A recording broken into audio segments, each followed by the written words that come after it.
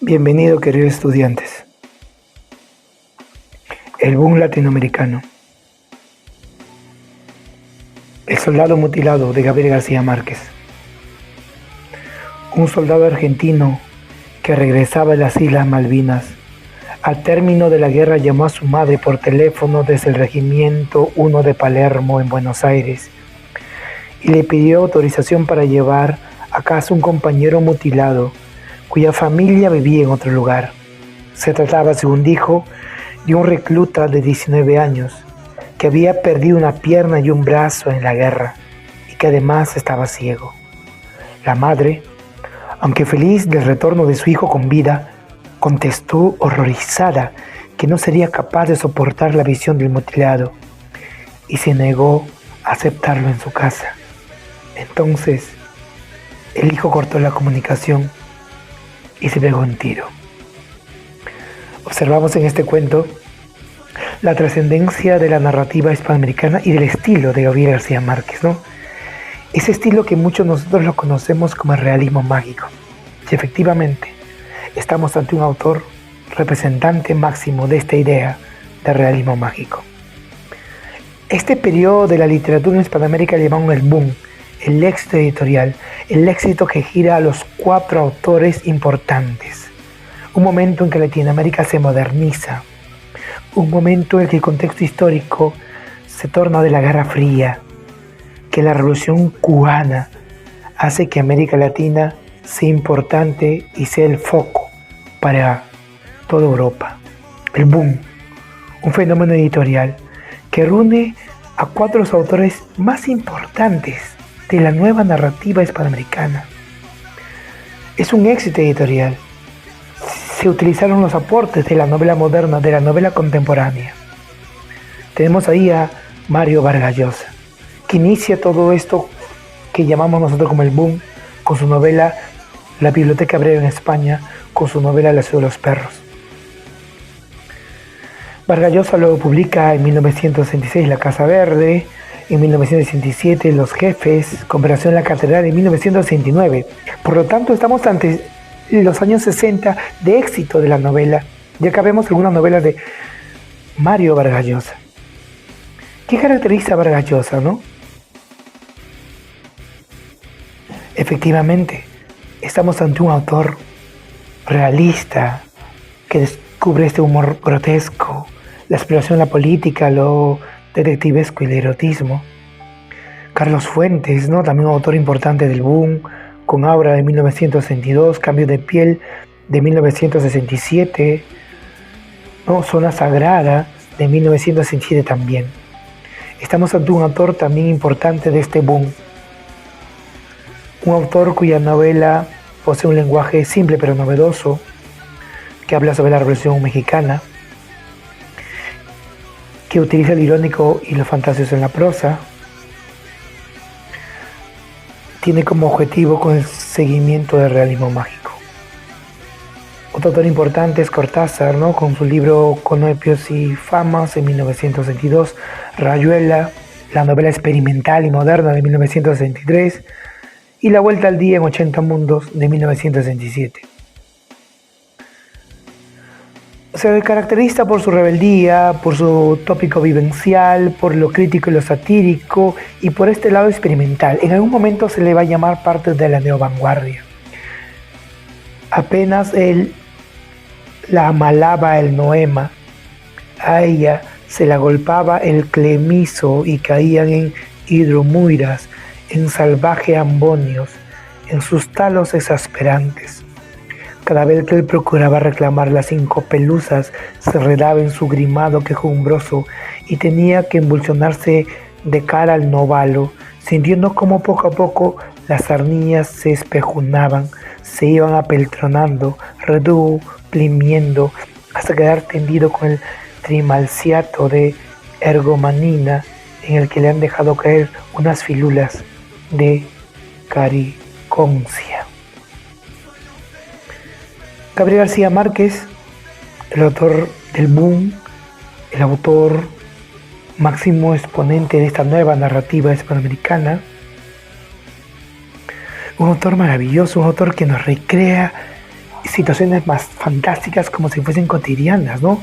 Hablemos del coronel no tiene quien le escribe en 1971, publica en 1962 La mala hora, en 1967 100 años de soledad, en 1965 El último patriarca, en 1981 100 años de soledad y en 1985 El amor en los tiempos de cólera.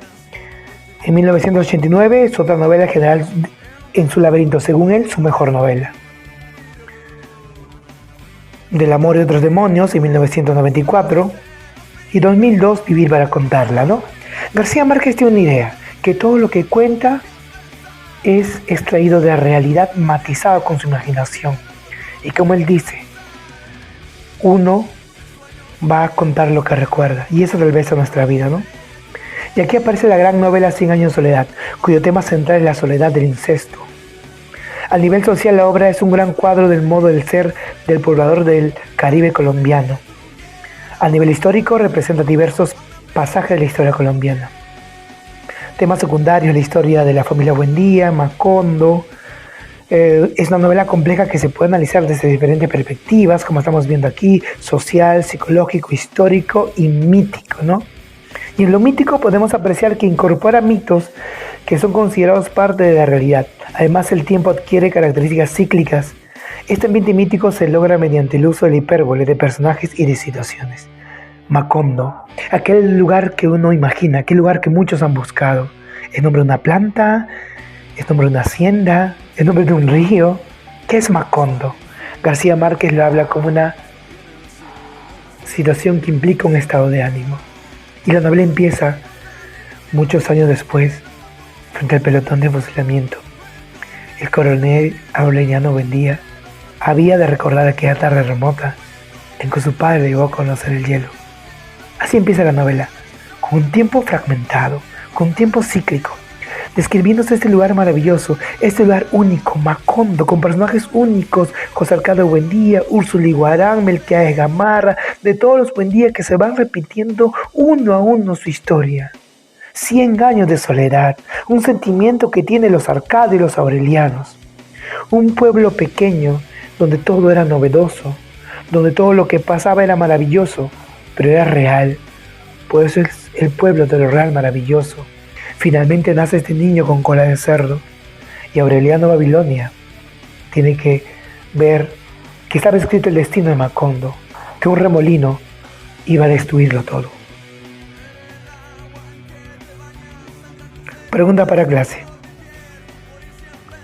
Según la narrativa de García Márquez, el ritmo mágico es la narración de hechos maravillosos como si fueran situaciones cotidianas. Estaba tan absorto que no sintió tampoco la segunda arremetida del viento, cuya potencia ciclónica arrancó de los quichos las puertas y las ventanas, descuajó el techo de la galería oriental y desarraigó los cimientos. Solo entonces descubrió que Amaranta Úrsula no era su hermana, sino su tía, y que Francis Drake había saltado Riohacha solamente para que ellos pudieran buscarse en los laberintos más intricados de la sangre, hasta que entrara el animal mitológico que había de poner término a la estirpe. En el fragmento anterior de 100 años de soledad, el personaje que hace el descubrimiento es Aureliano Babilonia, mientras que el animal mitológico alude al niño con cola de cerdo. 3. En 100 años de soledad, José Arcado Buendía y Úrsula Iguarán contraen matrimonio pese a ser primos. 4. En relación al argumento de 100 años de soledad, marca la alternativa que completa adecuadamente el siguiente enunciado. La modernización de Macondo ocurre hacia la cuarta generación de los Buendía con la llegada de la compañía bananera norteamericana. 5. Si afirmamos que 100 años de soledad posee una perspectiva histórica, esto significa que en la novela se presentan episodios fundamentales de la historia colombiana. Respecto al argumento de 100 años de soledad, marque la alternativa correcta. La empresa bananera simboliza la injerencia norteamericana. 7.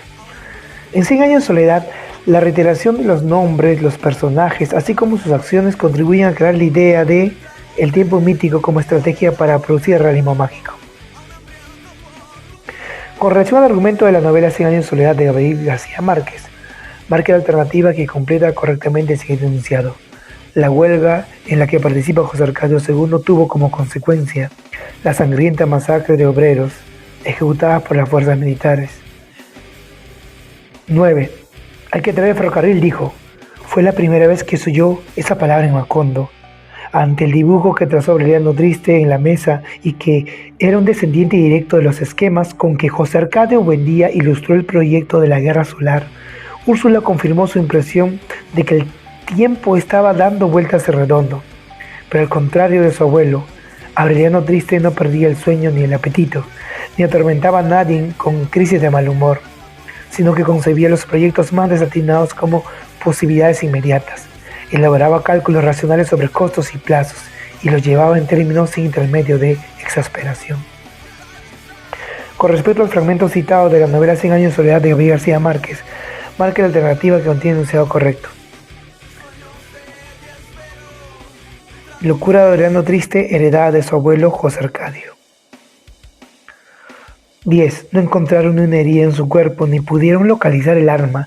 Tampoco fue posible quitar el penetrante olor a pólvora del cadáver. Primero lo lavaron 3 veces con jabón y estropajo.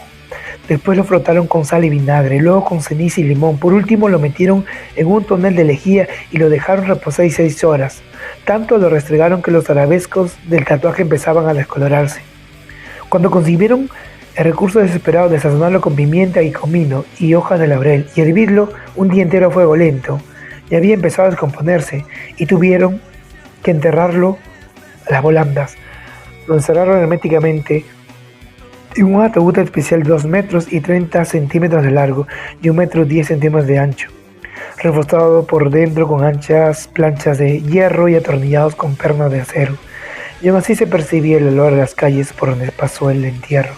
El padre Nicanor, con el dedo hinchado y tenso como un tambor, le echó la bendición desde la cama. Aunque en los meses siguientes reforzaron la tumba con muros superpuestos, echaron entre ellas cenizas apelmazadas, acerrín y calviva. El cementerio siguió oliendo a pólvora hasta muchos años después, cuando los ingenieros de la compañía banera descubrieron la sepultura con una coraza de hormigón. Marca la alternativa que completa correctamente el siguiente enunciado con respecto al fragmento citado de la novela 100 años de soledad de Gabriel García Márquez. La hipérbole otorga una dimensión mítica a la muerte del personaje. Eso es todo, queridos amigos. Un abrazo azul.